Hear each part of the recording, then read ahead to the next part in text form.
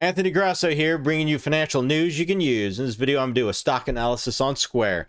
Is it a current buy right now on a down market? I'm going to go over a summary of the company, its product offerings, recent headline news, financials, analyst projections, and give it my buy, hold, or sell recommendation for both your short-term and long-term growth investors out there.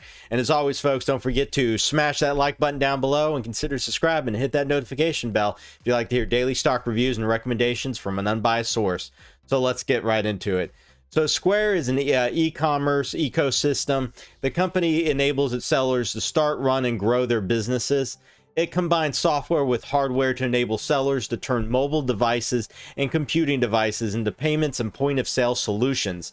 Once a seller downloads the Square point-of-sale mobile application, they can take their first payment. Now, with its offering, a seller can accept payments in person with magnet strip or a swipe, Europay, MasterCard, Visa, or near-field communication, NFC, a tap, or online via Square invoices. Has a Square virtual terminal or the seller's website. Once on the system, sellers gain access to technology and features such as reporting analytics, next-day settlements, digital receipts, payment dispute management, and chargeback protection, and payment card industry PSI compliance. On the consumer buyer side, Square Cash offers individuals access to a way to spend and receive money. So let's look at some of the news that really had an effect on the stock price today. So Square posted a strong Q4 full year earnings. It posted a 52% year-over-year increase in Q4 2020 gross profit of $804 million, up from $794 million of Q3 of 2020. Total net revenue for quarter was $3.16 billion, up 141% year over year versus analyst consensus of $3.11 billion. So it beat the analyst projections. Transaction-based revenue was $929 million in the Q4 of 2020, up 12% year over year, and transaction-based gross profit was $394 million, up 26% year over year. Now, the subscription and services-based revenue was $449 million in the Q4 of 2020, up 60% year over year. Now, the operating expenses were $759 million in the Q4, up 49% over the year. And the company's mobile payment service, Cash App, powered the rise with a 162% year-over-year increase to $377 million in gross profit. Now, while the seller ecosystem generated gross profit of $427 million, up 13%, the Cash App had more than 36 million monthly subscribers active on the platform, which is a 50% increase over the past year. Now, Square also announced yesterday that it bought $170 million worth of Bitcoin to add to the expanding position.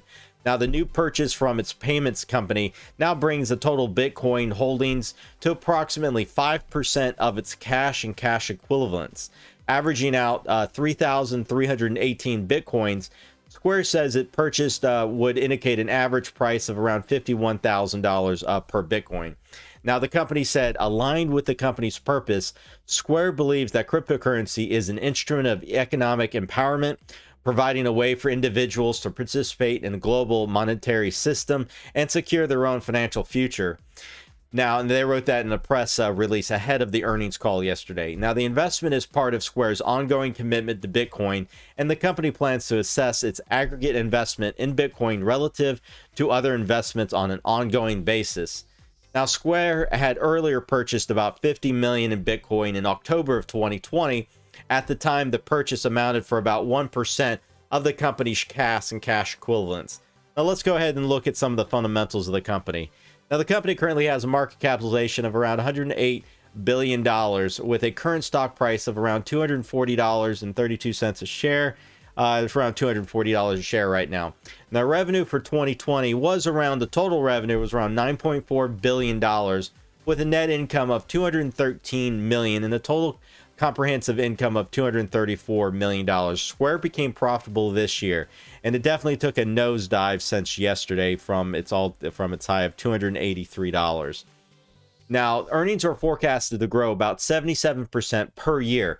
The projected revenue in 2021 should be around $13.4 billion, with an after-tax earnings of around 54 million, and projected revenue in 2023 should be around 20.8 billion with an after-tax earnings of 794 million. I have to note that debt is not well covered by operating cash flow, and shareholders have been significantly diluted in the past year. Now, looking over the valuation analysis, because Square is in the IT services industry and has positive earnings, the PEG and PE ratios are the most appropriate valuation measures. The price-to-book ratio is excluded since it likely underestimates the company's book value by overlooking hidden assets such as intellectual property. The price-to-sales ratio is not meaningful as the PE or the PEG due to the company's positive earnings. So therefore, Square seems highly valued with a PEG value of 13.99 times, one of the highest in the IT services industry, although their PE ratio of 554 times is the highest in the industry. Looking at the profitability analysis, Square has typically profitability characteristics of a company in the IT services industry. While it is better than most at converting revenues to profits on a net and operating margin basis, its gross margin is on par with the industry norm. Looking at the growth rates analysis, recently the earnings trend at Square has been positive. Over the past 12 months, the company has reversed the prior period's loss to show a profit of 46 cents per share. This performance was especially strong in light of a weaker results posted by the typical company in the IT services industry. And now looking at the financial strength analysis, now the Square's debt to total capital ratio of 51.9% is in line with the IT service industry's norm despite its increase over the last year. Now with the interest coverage ratio of 4.47 times and a quick ratio of 1.68 times, the company should be able to comfortably repay its debt. So what do the analysts say about this one? Well, the analyst consensus is a buy with this one. The average price target is $236 a share with a high estimate of $380 and a low estimate of $41. So it's definitely trading slightly above the average stock price over the next 12 months. Now going over the few of the analyst reports, now the RT research team has a hold on a recommendation, and the Street Ratings also has a hold recommendation. Now, the primary factors with the Street Ratings report that have impacted their rating are mixed, some indicating strengths, some showing weaknesses, with little evidence to justify the expectations of either a positive or negative performance for the stock relative to most other stocks. The company's strengths can be seen in multiple areas, such as its robust revenue growth, compelling growth in net income, and good cash flow from operations. However, as a counter to these strengths, they believe that they find weaknesses including poor profit margins and generally higher debt management risk. But coming out of the pandemic, that can all really change. So am I a buy, hold, or sell recommendation on this company right now? Here are my thoughts. Now, even though transactions and Bitcoin revenue exceeded expectations, the subscription and services growth slightly missed my targets. Now, the January deceleration in Cash App growth was somewhat surprising to me. Now, Square had better than expected Cash App gross profit growth in fourth quarter, which is 162%. That included a significant acceleration in December, 180% versus 140% in November and 160% in October.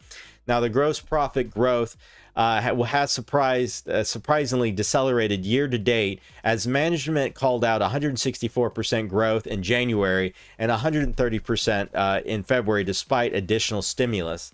Now, the Cash App monthly active users did top 35 million though. Now, I expect shares to move higher, driven by continued strength in the Cash App customer acquisition and efficient monetization, which were all displayed in the fourth quarter report. Now, in the near term, I believe the company will generate robust growth over the near and midterm, with stimulus checks helping the Cash App business and long-term benefits from seller payment volumes and subscription revenues accelerating as business conditions improve. Now, for long-term growth investors out there, I have a buy recommendation with a $300 to $350 price target over the next 12 months.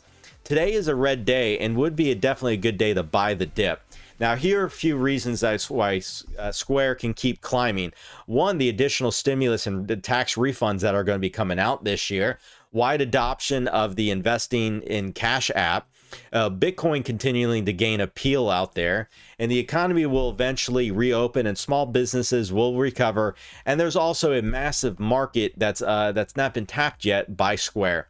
But we be aware that with the when they receive the purchase of Bitcoin, Square has said in the fine print in the Q4 reporting that accounting rules for both Bitcoin require the firm to recognize any decrease in the market price below cost as an impairment charge, with no upward revisions should the market price improve until a sale is made. This means that the company will have to adjust earnings probably every quarter, because the price of Bitcoin does fluctuate quite a bit, and it will make for a volatile balance sheet. So there you have it, folks. And as always, don't forget to smash that like button down below and consider subscribing. Hit that notification bell if you like to hear daily stock reviews and recommendations from an unbiased source. Until the next stock update video later today, folks, ciao.